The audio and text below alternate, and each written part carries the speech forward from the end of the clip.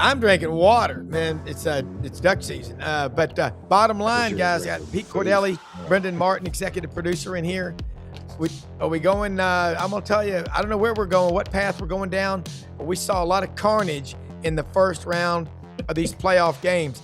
Ellis Johnson texted me and said, "I don't think any of these teams are going to win the national championship that I saw today, but there's 4 teams that had a bye that are waiting on them." Brendan Martin is in Ocala. I'm in Memphis.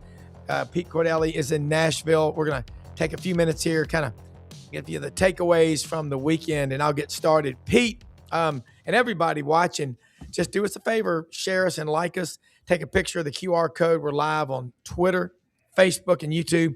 8 channels streaming live simultaneously. Plus, we've got Reels, Instagram. We're all over the place. And Pete, man, you watch tape like a hedge fund manager watches the ticker tape and studies stock trends and all. And, Friday night, we'll start with that one, Alabama and Oklahoma. I liked Alabama to win that game because I said if they can have a turnover-free game or close to it, not that they threw the ball to Oklahoma. Oklahoma forced them November 15th in that previous 23-21 Oklahoma victory. But I don't think Oklahoma's defense is built to get in a track meet with Alabama. If you look at the stats coming into this game, John Mateer against Power 4 competition, Oklahoma's quarterback, I know he was injured in the Auburn game. He was 8 touchdowns and 8 interceptions total against Power 4 competition this year. So let's start with your thoughts on Oklahoma and Alabama. We'll go from there. Stock up or stock down. Are we on that track today? Yeah, sure. Stock up to Alabama, coming from 17 points down on the road. Yeah. On the road. That stadium was rocking. I mean, what a great atmosphere to hold the first playoff game of this season in Norman. The way Oklahoma came out and just took control of that football game, you went, wow. Tuscaloosa is going to have a long night and a long flight back to T-Town tonight, this Alabama team. But then, as Dave Bartu likes to talk about, momentum changed. Yeah. I don't know what happened with the punter. How do you catch the football? You start to go forward, but Rob, his hands were down around his knees. He separated his hands, and it was almost like he was going to hit a punch shot in golf. Like he was going to punch the football rather than having most of the time you teach a punter, lock your elbow to your hip and then the drop occurs. So now you're getting the full angle of that foot. Yeah. This kid had dropped the ball down below his knees, and then his hands separate. And how about that big tackle from Alabama jumping on that football? Then the one thing that drives coaches nuts about quarterbacks is don't predetermine the throw. Yeah. Alabama rushes 3, drops 8, balls on the left hash, and this kid's been playing football a long time. He just opens up, throws it left, and that corner's sitting there for Alabama and takes it to the house. Yeah. And you're going, John Mateer, look before you throw. Because on the replay, if you saw it, Rob, the corner's sitting. So they're basically rushing 3, 5 under, 3 deep. The outside receiver, he sight adjusts, and he does the right thing. You teach receivers, when that corner's sitting there and not backing up, the hitch becomes a go, a fade route. Go where they're not. Find the open area. Mm-hmm. And when you're playing against a cover 2 or a 3-5-3, that corner is getting deep. There's a window that you talk about. It's 16 to 24 yards from the line of scrimmage. Yeah. So you can't put a lot of air on the ball because that safety has time to react. But yet you have to get enough of a feathering effect where you get the ball over the corner, and that window for years has been described as 16 to 24 yards. Yeah. If it's any longer than 24, the safety's got a chance to get there and knock the living heck out of you or intercept it. Mm-hmm. If it's any shorter than 16, the corner can sink and make a play falling back on it. It's the same in the middle of the field. It's the same on the other side. 16-24. Mateer never looks. He just takes that ball, 1, 2, 3, boom. He's expecting the guy to run the hitch, and he never reads the coverage.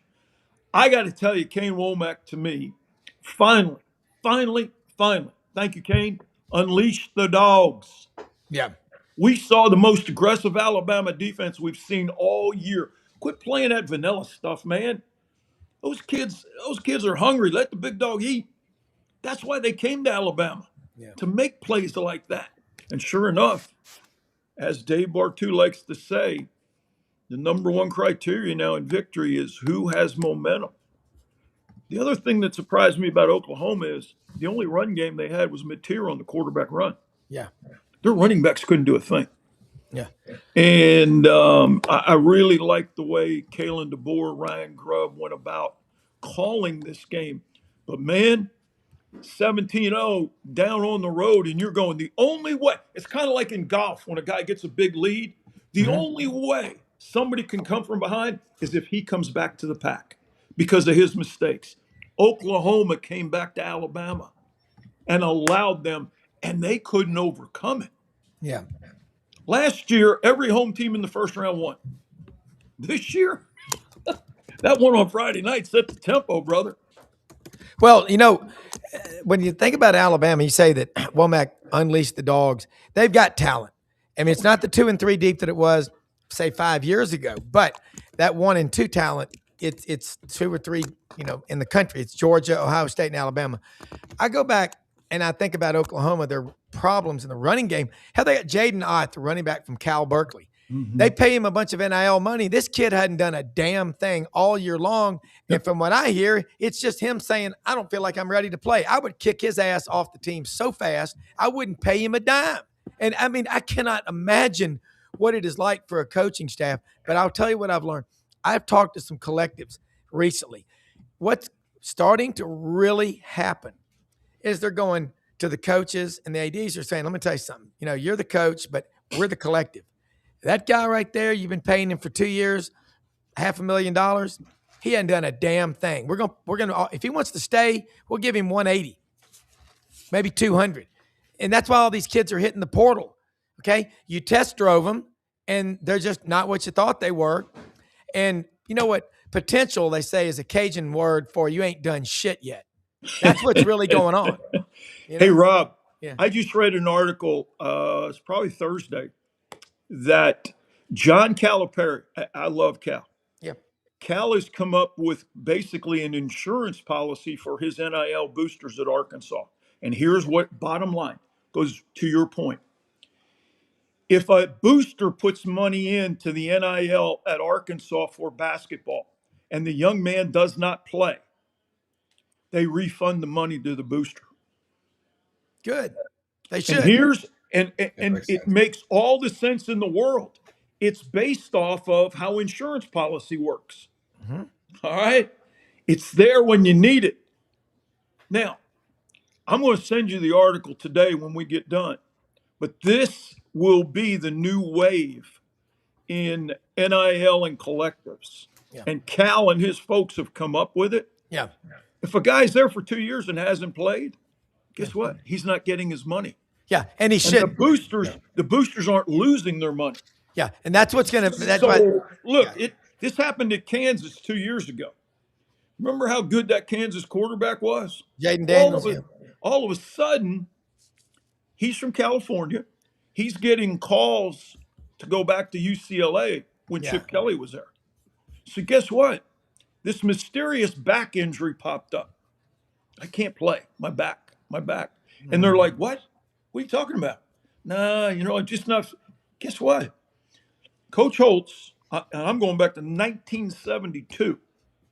If you didn't practice on Tuesday, all right, there's a chance you weren't going to start. If you didn't practice Tuesday, Wednesday, you definitely weren't starting. If you didn't practice Tuesday, Wednesday, Thursday, you didn't dress. Yeah. So now you take that a bit further with this money coming in, and what I read that Cal has instituted at Arkansas for basketball. You start going, young guy, There's no such thing as a free lunch. Yeah. Here's the Yeah. deal.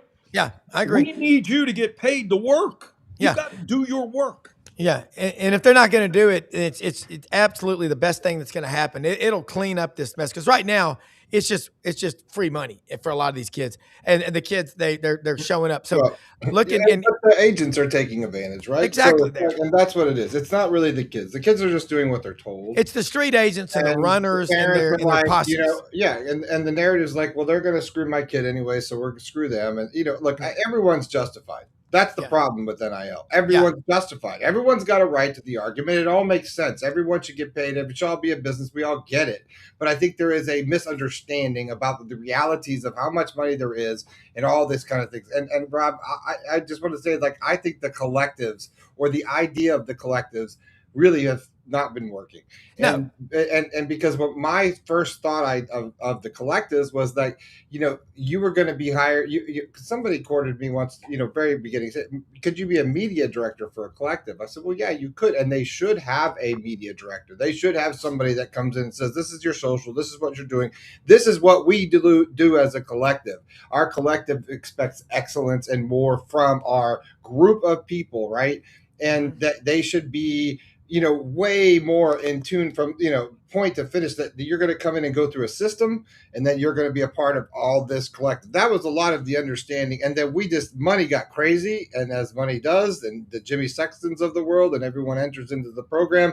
And now we've got what we have. But somebody has got to be the voice of reason. And there needs to be a national collective of people of saying, look, this is whether they're going to regulate this or not. We can, as a college, call it academia, whatever you want, but have an opportunity to say, hey, we're not okay with this. And if we say this and Auburn says this and the SEC says this, then we can, look out for each other because it's going to better ourselves. Well, what's going on too is the collectives are getting a lot of power, Pete. I think they're taking over. So we'll table that for now. But the discussions are starting, and it's people because wealthy people and people that are investing money are going to want the return on investment. And if they see 1 or 2 years and you hadn't done anything, they're not going to keep doing it. If they do, they're complete living brain donors. All right, let's get to that. What did Troy Aikman say 2 weeks ago about UCLA?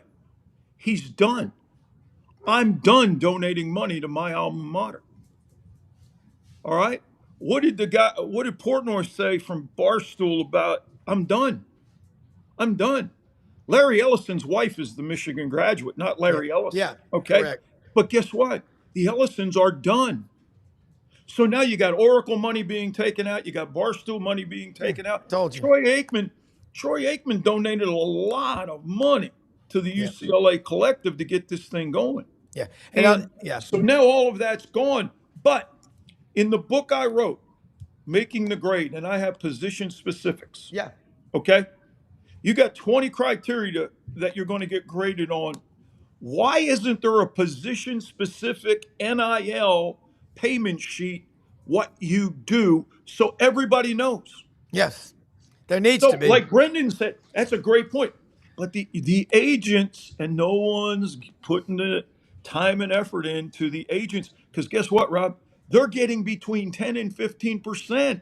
It's not 3 and 4. Yeah, which is what a regular agent gets. The collectives are getting, some of these people originally were going to get 20+%. Percent. So I'm just like, I mean, I could just smash the computer when I get so mad about this because it's so rotten and so corrupt. So let's get back on this. Ole Miss and Tulane. Look, tomorrow morning we're going to be back on with this esteemed panel, along with our esteemed colleagues. That we always assemble on Monday mornings, folks, on this channel at 8 a.m. Central. Pete Golding. I love the name.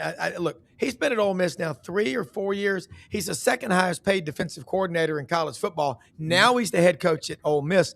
I thought Ole Miss, I talked to a lot of friends at a Christmas party last night who were down at the game. Largest crowd in history, biggest sporting event, I would have to say, in Mississippi history. And the Rebels look like this is Pete Golding's team. Yep. They were, look, they bought into Pete a long time ago. Yeah. I mean, Pete came in there, and not just because he's the defensive coordinator doesn't mean he has any interaction with the offense. He does. Yeah. He does. But guess what? Pete Golding did a heck of a job at Alabama for Nick Saban. It's just sometimes in coaching, you get sideways with people. And for whatever reason, Pete and Nick had their differences, which, hey, it happens as you try to evolve with your personnel and your philosophies. And Nick, being as dominant of a personality as he is, this is how I'm doing it, and this is how I want you to do it. There's really no flexibility under Nick to do, especially on defense. Yeah. He realized he had to change his offense. That's why he brought Lane. That's why he had Sark. Okay. But on defense, non negotiable. Yeah. Here's how you're doing it. And guess what? Some other teams studied that and found ways to move the football. I know Yeah. defensive backs that have played for him. They've said, in this situation, my right foot had to be up, left foot back. In this situation, my feet had to be parallel. Well, guess what? People spend the offseason studying Yep. that and trying to Boom. figure. And Pete Golding's trying to make a couple suggestions. You have the title in name only. This is my defense. So that stuff happens. The two coaches that Nick, right now are out there having success are Kurt Cignetti. We know Cignetti was Yeah. the on-staff recruiting coordinator as well, and he's done a tremendous job when he left between Indiana, University of Pennsylvania, James Madison, and now at Indiana, obviously. Pete Golding, the players love him. And Yeah. you know what? Those kids on defense, that football team felt betrayed. They had something to prove yesterday. Yeah. How They many of did. those kids? How many of those kids after Kiffin left said we're joining the portal?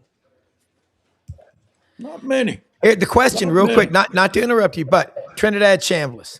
Mhm. Do you think he goes to LSU? Do you think he stays at Ole Miss? Because he looked very happy. Of course, nowadays you don't know what to believe, and I like to say, is it live or is it Memorex? Is this real or is it AI?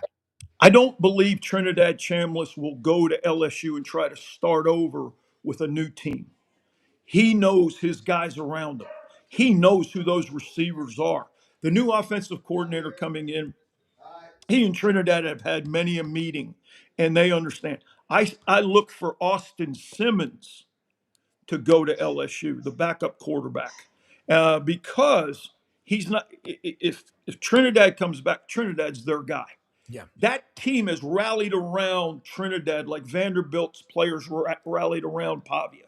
Yes. I don't see Trinidad wanting to go with 1 year left and have to recreate the situation he's Okay. in, not knowing the players he's got around him. Yeah, that makes total sense because it's a question that's going to be asked a lot. All right, flipping gears real quickly. Miami at Texas A&M. Texas A&M. It's got to be so frustrating to be a Texas A&M fan because you're 11-0. You go on the road to Texas, and you and Ellis both talked about this on the show. You put pressure on Marcel Reed, A&M's quarterback. He struggles. I mean, and if you can't handle pressure at this level, don't even talk about the NFL because you're not even going to make it. And here he is in his second year. He just struggles. And the signs going into this game, I picked Miami straight up to win. Mm-hmm. You looked at it 4 times prior to yesterday. The Aggies had given up 200 plus yards rushing. Yesterday, they gave up 218 yards rushing to Miami.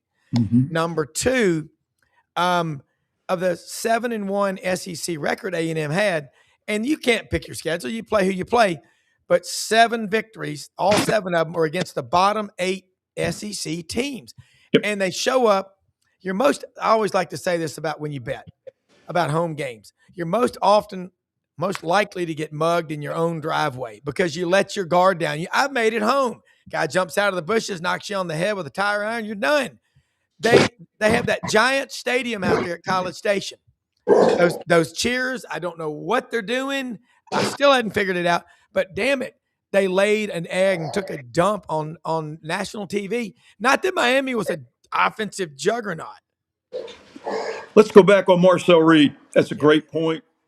I've seen Marcel ever since he's been in high school. Yeah. He's had that issue all through high school. He had committed to Ole Miss from MBA Academy, Yeah. Montgomery Bell Academy. He committed to Lane Kiffin at Ole Miss and then flipped because Jimbo came in with a bigger financial package for him. Yeah. Marcel Reed has had that situation since his 10th grade year at MBA. Yep. When you pressure him and he's forced to throw the football, and there are differences in quarterbacks. There are passers and there are throwers. The passers know how to put touch on the ball. They can make an accurate throw under duress with consistency. Marcel can't do that. I was shocked on the second interception. They moved the ball down the field. But now when the field's condensed, you have a short field. You got to get rid of the ball quickly. What does Marcel do best? Runs. Yes. I was shocked. The ball's on the right hash. Why didn't they give him a run option to the field? And here's the thing. Reuben Bain and those guys and Medessa, the other kid, the other big lineman, they're on the right side. They're in the short side. They're coming with pressure. Let Marcel sprint to the field. If you remember the play, the outside receiver, he's lined up, he comes in motion. They reduce the defense because the corners come in and they're playing man. If Marcel sprints left, he's going to throw a touchdown pass or run it in himself. Under pressure, quarterbacks revert back to what they know best, what their security blanket is. He is a runner. He's not a passer. When it comes to throwing the football, he's a thrower. One time it's here. Thank God he had Concepcion and Craven. Yeah. Those kids make great catches. And the big tight end. Yeah. But guess what? On a consistent basis, I'm not taking Marcel Reed as my guy to win a championship because he cannot do the things you need under pressure, under duress, where Fernando Mendoza can. Yeah, and he has a big offensive line. Sayin can't do it for Ohio State. Yeah. Speed, I want to ask you this right now. I hate to interrupt you, but you're on a roll and you're making so many great points. Let's go back to the quarterback. Mm-hmm. I have never seen so many people who really don't seem to know what they're talking about. In the preseason, accolades. I mean, they had written the first two paragraphs of Arch Manning's Heisman speech. But don't forget the fact that 4 or 5 starters on the Texas offensive line are gone, and he hasn't thrown a meaningful pass in a college football game yet. The last time he started a game that mattered was in the playoffs his senior year in November of 22. You go back and you look at all these quarterbacks that were picked. Julian Sayin, he's special. No, what's going on is you've got people that are clickbait whores that are out there throwing all this stuff out there to get clickbait, and they don't know. They're living brain donors, Pete. And I refer back to you as counsel, like I do with Ellis. But Brendan and I see this. It's laughable how wrong they are. And you talked about DJ Lagway. Seems like a great kid by all accounts. But he was injured. He got injured, you said, this summer. Mm-hmm. Pete, you've forgotten more than I know about this stuff. Rob, let me tell you something. I hate to say this about this media profession that we're in. Yeah. It's a lot like the political situation. Yeah. People don't want to say anything negative about someone because they're afraid they won't get another interview or a one-on-one spot, especially with the Manning family. It's not a knock on the Manning family. They have done everything in the world to deserve where they are. Yeah. But when Archie Manning, who I have all the respect in the world for, came out and said early in the year, Arch isn't coming out for the draft. And everyone went, oh my God, Archie's speaking for Arch. Yeah. He's seen what his grandson's going through. Yes. He is not ready. Wasn't ready. But then you got some other folks, the clickbaiters. Well, if I say something bad on this so-called network, I'm going to make them mad. And when I do my show, I can't get Archie on. Yeah. I can't get Eli on. I can't get Peyton. Well, guess what? Get Cooper on then. That's his father. who understands this game. Cooper was one heck of a receiver till he had the neck problem at Ole Miss. Yeah. But to put a freshman, redshirt freshman, in that position, and some of the other young guys who haven't played a down yet, meaningful down. Yeah. Don't get me wrong. He played in mop-up roles. It's meaningful downs. That's the Meaningful. Yeah. They have to have some substance. Yeah.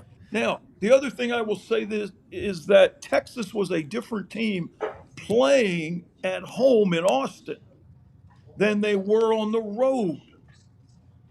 They were. Look, they got beat at Kentucky. Well, no, they double overtime. They got beat at Florida. Yeah. I mean, this team away from home didn't have inside that. And guess what?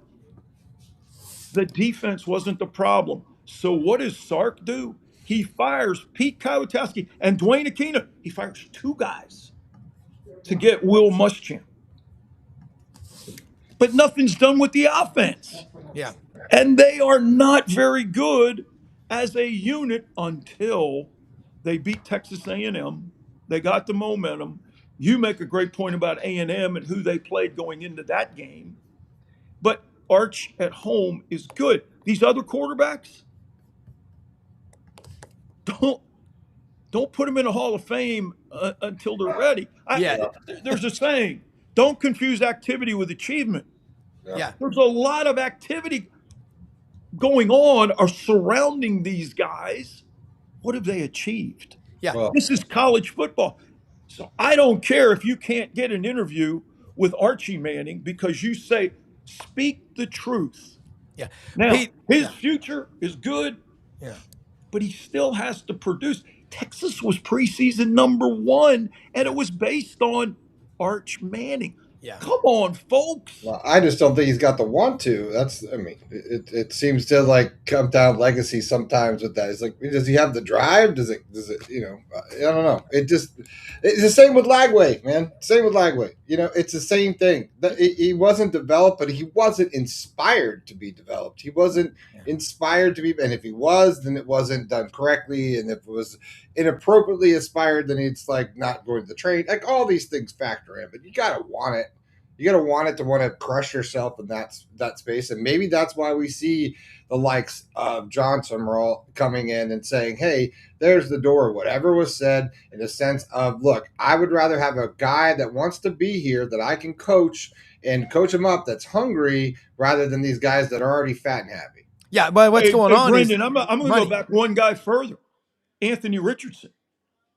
Anthony Richardson and DJ Lagway are one and the same to me. Yeah. I mean, they're the first guys getting off the bus, and you're going, oh, my God, that's the quarterback? Yeah. Until you actually see him play. And you know what? It's a coach's job to get a guy to play above what he thinks he can do. Yes. You have to break down that mental barrier and go, you know what, son? You can push yourself further. But if you're not going to do the things necessary, I'm going to go out and recruit better. Not bigger, not stronger, not faster, but better. A guy who has a bigger heart. And what you just said, Brendan, makes all work ethic still matters. Yeah. I don't understand how people miss on guys like this, Rob. Well, how do you miss on this intangible of work ethic? Well, you know what it is, Pete? We've got kids today are coddled, and the parents jump in and do things for them instead of letting them fail. Right, you got to learn how to fail, and not that you want it to be habitual, but You know what? If your kids think that you're cool and you're their best friend, you better wonder why. My kids, we're not friends. They love me, but you think about this. You're right. Ask Cooper Manning. And here's the thing about Arch and Archie. Archie talked to the Ole Miss team the other day. Everybody's seen it on social media. He says, just be a good teammate, okay? We have got all these individual people. I saw it at SEC Media Days. The man crush when Arch Manning walked through the room, and I'm being completely honest, I didn't even go over there. I was like, that's ridiculous, okay? The kid hasn't done anything in the college level yet, okay? How much pressure from the collective at Texas do you think was put on Sarkisian to play Arch Manning? Do you think maybe if he had his ways, he may have said, Quinn Ewers, another year of him, we might be a little more because we're going to lose 4 starters on the offensive But line. it's the And pressure. it's the pressure from the collectives that are doing this. The pressure from the people paying him, right? I know. That's what I'm saying. The collectives. Donors. Here's what I said this when it started. You wait until NIL. You're going to have some sponsor. Frosted Flakes sponsors Jack Greer as the starting quarterback from Mississippi State, and Jack gets a DUI, and they say we're pulling him off, and they're going, nope, you're playing him. We're paying him $2.5 million a year as an NIL deal. You wait. You think that isn't happening, or there isn't pressure? That's what, Pete. I can tell you ain't lost a thing. You're more fired up than when you were coaching. But but these kids are not hearing this enough. They're getting stroked all the time by these 15 or 20 parasites around them who are living vicariously through them. And I got a guy that is with a collective at a school who said he had a parent recently say to him, "You need to redo my son's deal because we can't pay our car note." This is ridiculous. But that's been happening to some degree. We've been having some of that with the elite players have been forever. So let's not like I know. Your halo is blinding me, old guy. Get off my lawn. Get off of my lawn. No. Guys, look, you two are right on, but you also know 99% of these kids will never make this amount of money again in their life. That's right. And Brendan, what you said, they're being told what to do by the agents. The families are following it. 99% of these kids getting NIL money. Why do they stay an extra year now? Why are the college baseball players coming back an extra year rather than go ride that bus in single A or double A? They got a better life in SEC baseball, and I don't blame them. But there's an acronym that's been used in the National Football League for years. TOE, T-O-E, talent over everything. It has trickled down to the collectives, college, high school. Oh, he's got so much talent, we got to let him play. There was an article written here yesterday in the Nashville paper. Why isn't Clark Lee suspending Diego Pavia for what he said to F all the voters who didn't vote for me? You don't know if that kid's coming back. But, oh my gosh, it's Diego Pavia. Are you kidding me? Lou Holtz used to say, guys, 4 things. Don't do or say anything that's going to embarrass you, your family, this football team, and this university. All the goodwill that he did, he just threw it out the window. He did. And Vanderbilt football now, it's like, the coach didn't do anything. At some point, because the players like, I don't care.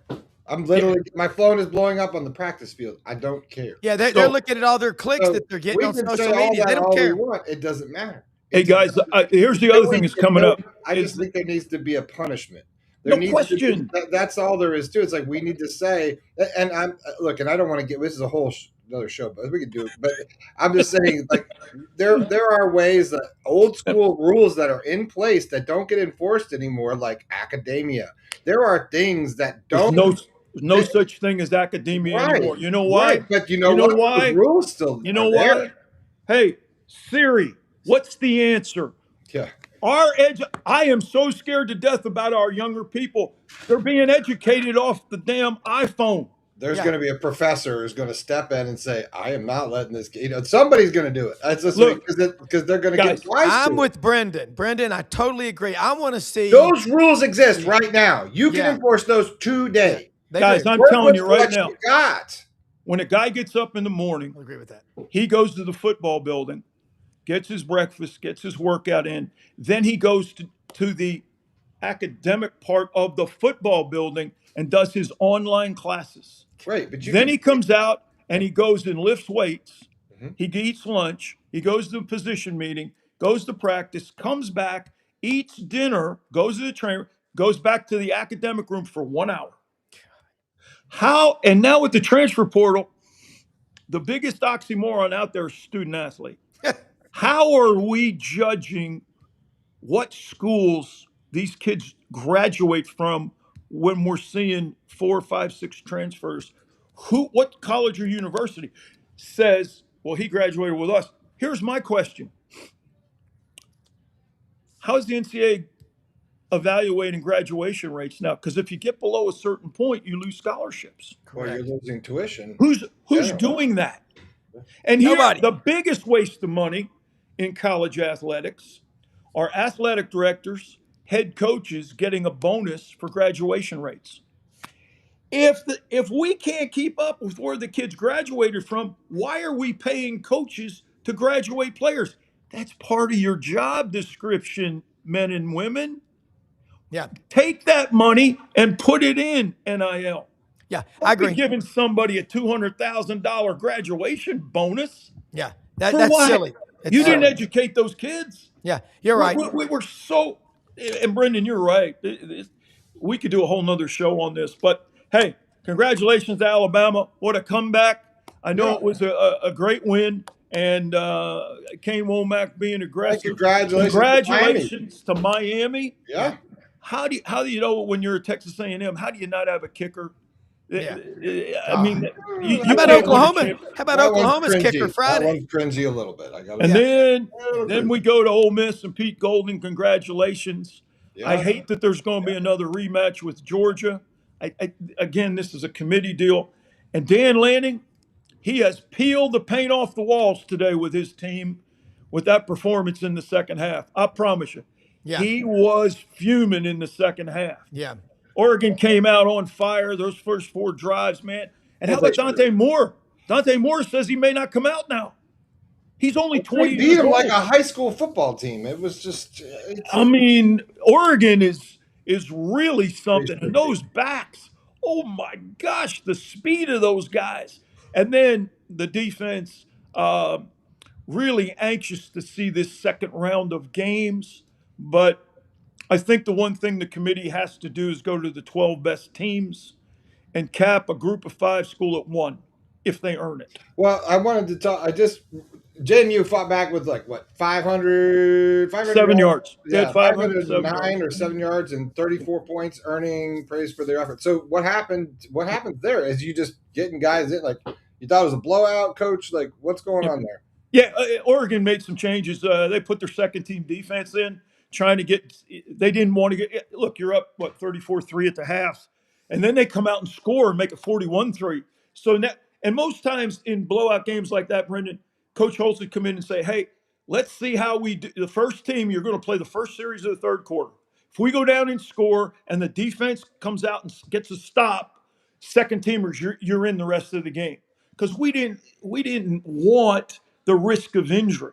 Kind of like kids opting out of bowl games now that know it has no meaning on their future, so they're getting ready for the NFL. Well, But you try to protect the health of your football team. and You know, a couple of make goods there, coach. Some guys who have played real well deserve Yep. some time there. You know that Yep. can feel good, Yes. like they're a part of this process. Like how important is that in a playoff style? Do you coach a little differently right now because you got to win? Well, you got to win, but when you have that big lead, you may have 3 or 4 guys on your team thinking about, well, I may get into the portal because I don't see. You get those guys in the game. Hey, how'd that feel? Hey, man, way to be a part of. Yes, You're a duck. you're continuously recruiting your guys. Well, you're officially a duck. And you Exactly. got playing time. You're now part of the pre. You got a stat. You're official now, right? Well, look, Exactly. Bartu's going to be on with us in the morning, and Matt Dean's going to jump on as well. His son Good. Tyler's on that staff. Dean just got back in from New York this afternoon from the basketball game up there. He was on the way back over the roads. He goes, "Can I come on in the morning?" I said, "Yeah." And Bartu was at that game with his son, his son's friend. So we'll get his firsthand account of that. But I'm Pete, and Brendan is so right. I want to see a professor, some woolly-headed guy that looks like Al Einstein, get up there and just rip off and go, "This kid has not been to class. He's academically, he doesn't even have a GPA. All classes incomplete." So Remember a few years ago, maybe 5-6 years ago, we had guys not going to bowl games, and they said, well, it was an injury, but then you found out later they had 0.0 GPA Yeah. in the fall. yeah, When have we heard in the last 4 years a guy's been suspended because he hasn't been academically eligible? Zero. Well, and you know why? ESPN doesn't want that out, and they control the bowl game. Yeah, they control the narrative. I'm gonna tell you something. Go listen to why Dan Patrick left ESPN. It's a great YouTube. You know what he said? He He's goes, the OG of this. he goes, I love that guy. He goes, they gave me a great opportunity, and I appreciate everything they did. But as the longer I was there, the more it was like, you're going to interview ESPN people, NFL, Adam Schefter, college, here, this, that. He goes, basically, I began to live in an echo chamber, and that's not what journalism is. If you are surrounded by two groups of people in your life, Yes. people who will sign off on every bad idea you come up with because they want to go to your lake house and be buddies with you because you're rich and they want to say you're friends with them. And then the second one is you got truth brokers who you ask a question and they say, Pete, does this dress make me look fat? Yeah, it really does because you're fat. But right. you got to be able to tell the truth. Right. Those don't ever equate ESPN broadcasters as journalists. None of them have ever been journalists. First of all, they did not come from that world. No, they you're came at all. They're not. Yeah, they didn't go to day school at Missouri or do something special somewhere else. They're most of those people are there. Brendan, that's a great point because I know back when I first got into coaching, and you go in and you talk to some people, and they're like, "What school are you thinking of?" Well, Missouri. I said, "Why?" Because of their journalism school. Yep. Columbia, because of their Correct. and we've lost that anymore because now you can get on and just do the online classes and think you're a journalist, but you're not. Guys, 3 years ago or 2 years ago, I said when Mark Emmert was leading the NCAA down the path to hell, he never made a decision that benefited college athletes from day one. Yet he got paid $5.5 million a year. Good God. We need, and then the NIL was just coming about. Nobody knew the rules. Yeah. Emmert wanted Congress and the Senate to take part and then go state law. Well, the attorney generals in states jumped ahead of them and said, we're legalizing high school NIL. And that was one of the reasons why Tennessee got Nico. It's convoluted, and I said then, we need a commissioner in football. We need a commissioner in basketball. Yeah, we do. And I said, we need somebody who's been there, done that, and can say no. Yeah. Not always agreeing. Yeah. Anytime a kid wants to get something done where they've been ruled against by the NCAA, they call Thomas Mars to represent them. And Thomas Mars has never lost a court decision to the NCAA. Yeah. So I said, Thomas Mars should be president of the NCAA. He knows how to beat them. He knows how to work with them. Yeah. He knows what to do. But I said the two guys I would recommend for commissioners are Nick Saban, more success, more experience, knows what it is, but he can say no, and people will listen. Yeah. And Mike Krzyzewski. Yeah, You have to be, there's a quote by Gandhi. You have to be the change you want to see. Yeah. We all know the problems now. And the more it goes on, it's kind of like the CFP committee. Every year there's other issues you got to resolve. Right. All right. So that's a work in progress. But we are trying to make a perfect system out of a way imperfect deal. Exactly. And there's no such thing. I thought we changed it and now it's so up. It was like awesome and perfect. I mean, it was so at best said, a cluster, to get before we got here. So we're trying. We don't really. How do we fix something that was already way broken because it wasn't fair before? Yeah, exactly. Correct. But 2 years ago, I went on a radio show and I said the guy I'd recommend for the commissioner of football is Nick, and because he's seen every side of it, whether we're in the octagon with eight, does it have 8 sides? But who makes that decision? I've done this game. And that's Brendan. So that's my point is, who's in charge? We have no leadership. None. Zero. So that's what I'm saying. Like, we talk about fixing. I played this game on AI the other day. I say, explain to me who's in charge. You know what? We went down this rabbit hole for 30 minutes with Grok AI. And you know what the answer finally was? No kidding. Greg Sankey. Literally was like, Greg Sankey controls everything. When we went around the money, I was searching for all the way around AI, and the end says, well, you know what? Greg Sankey just really controls the whole thing. It's his Well, AI. This is crazy. I'll So, tell like, you. think about that. Let me say Follow why. the money, and that's where you end up. SEC. Super Here's why conference. Brendan. It's Well, nuts. here's Makes why no Brendan's sense. correct. Brendan's right. You know why? Look at the TV deal. I'm going to compare two things. Look at the TV deal that the Big Ten has. Fox owns 61% of the Big Ten network. You've got games on Fox, Big Ten Network, CBS, and Peacock streaming NBC, okay? They're not cross promoting. CBS doesn't give a damn if NBC succeeds. They don't want them to be better than them. So that's why these ratings and these matchups, you and Ellis sent that article to me a few weeks ago. The SEC is killing the Big Ten in all these matchups because of the contiguous footprint and the natural rivalries. Number two thing that is really, really important with all this stuff is that when it comes to the SEC, you've got Disney owns ABC, ESPN, SEC Network. One family, they're all cross promoting one another. Everybody down here, if you are not in alignment, total alignment, it's hard to be successful. You're not going to do it.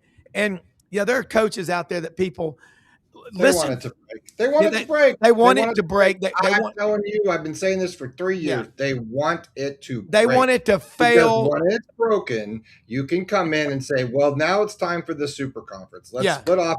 And that's the only way, by the way, they can do this to break new rules and Yeah. new regulations is start a whole new deal. There's Buddy Martin has been saying this to me since I'm old enough to remember that this is what the future is. There will be a super conference. This will change, and we will have to go to this system because there's no other way to fix it. Yeah. Brendan, you and Rob, I need to.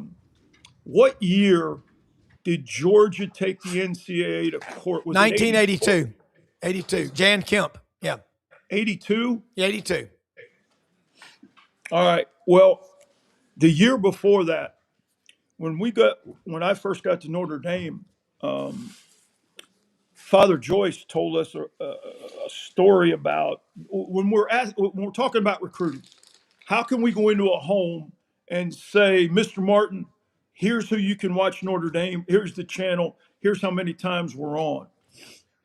The year before that lawsuit, CBS flew Father Hesburgh and Father Joyce to New York, and they made a proposal to them. We went in on a Thursday afternoon. They made a proposal to Father Hesburgh and Father Joyce and said, we want to sign Notre Dame to an exclusive contract with CBS. Now, this is 1982. Yeah, but this is history. This is in the spring of 82 because the lawsuit came later. In the spring of 82, $10 million a year for 5 years. Yep. And they were like, $10 million a year. Yes, we want to be the exclusive network. This is CBS now, not NBC. Father Hesburgh, Father Joyce looked at each other and said, what a great offer. Give us a night to think about it, and we will give you an answer in the morning. They went back in, and Good boy. I love dogs. You know that. Good dog. And- Dog agrees and with you. cat. Bro. Hell yeah, coach. This is Blue. Blue. Half Husky, half German Shepherd. There And you let me go. tell you, she's It's called Blue. beautiful, but wow, she's outspoken. But anyway, so they went to dinner and they talked about it. They got up the next morning and had breakfast together. And Father Joyce did not know which way Father Hesburgh was going to go. And he said, Ted, you're the president. You have the final say on this. They walked into the room, said, man, this is an unbelievable offer for our university, for what we're doing. But in fairness to all of college football, I have to turn it down. They said, and Father Joyce said the CBS people were like, you could have just, their jaws hit the floor. You could have picked them up with a feather. They were like, Father Hesburgh, can we take it to 15 million a year? He said, fellas, that would only compound the problem. We understand our brand, but I'm looking out for the whole entire group of college football. We would put some colleges and universities outside of the scope of being competitive. And this is Father Hesper, won the Nobel Peace Prize. I mean, one of the smartest men I've ever met. He said, "Men, thank you so much. It's not about more money. It's about what's best for the game." Now, if that's not leadership, I don't know what the hell is. Yeah.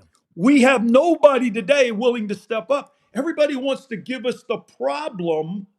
Nobody wants to be part of the solution because they don't want the negative comments that are going to go. That's part of leadership, man. You got to overcome criticism and say, what's best for the game?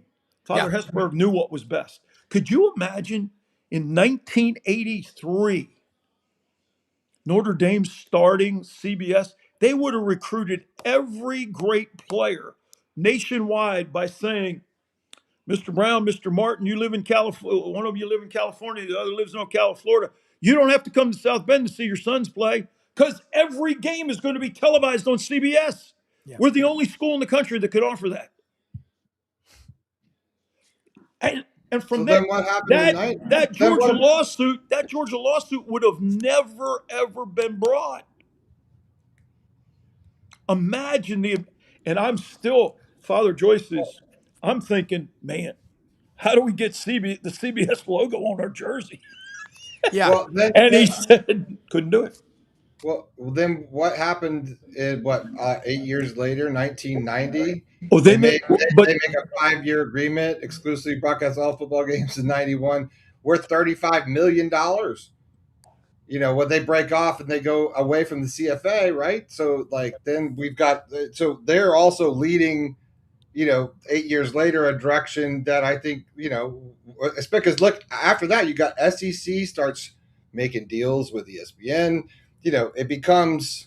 I mean, look, I'm working in TV at the time. I'm tracking all yeah, this stuff. Like, I'm like, who am I working for? Where's my paycheck coming from this week?